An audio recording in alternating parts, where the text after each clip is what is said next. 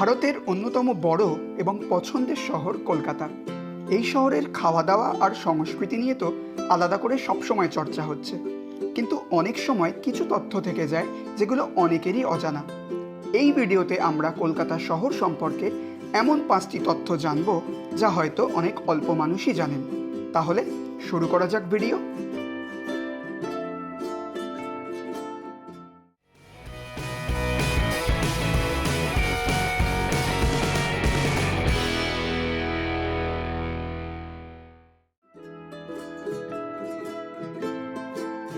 এখন সোশ্যাল মিডিয়ার যুগে খবরের কাগজ পড়ার হিড়িক কমেছে, কিন্তু এটা কি জানেন ভারতের প্রথম নিউজ পেপার এই কলকাতা শহর থেকেই প্রকাশিত হয়?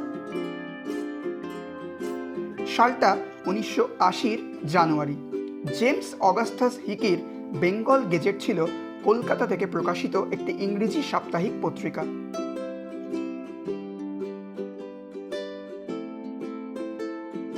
কলকাতা শহরে যারা থাকেন তারা কলেজ স্ট্রিট চেনেন না এটা হতে পারে না।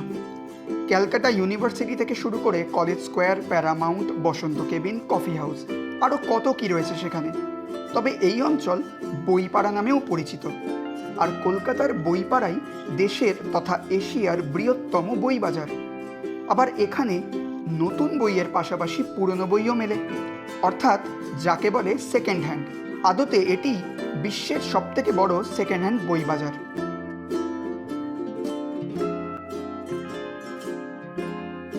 অধিকাংশ মানুষ এই খেলা সম্পর্কে বা এই খেলার নিয়ম সম্পর্কে ওয়াকিবহাল নয়, তবে ফুটবল ক্রিকেট প্রিয় বাঙালি এটা জানেন যে বিশ্বের প্রাচীনতম পোলো ক্লাব রয়েছে এই তিলোত্তমার বুকেই।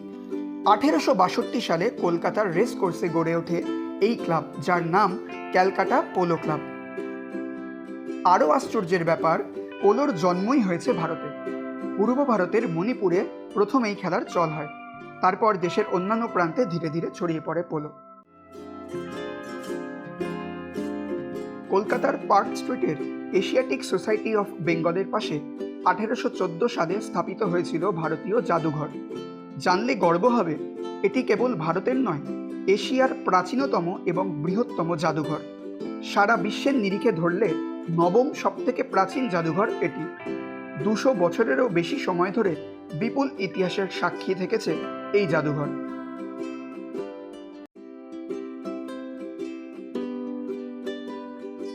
ভালো নামের সঙ্গে একটা ডাকনাম, এটা তো বাঙালিদেরই রীতি। তাহলে কলকাতা শহরের একটা ডাকনাম হবে না কেন?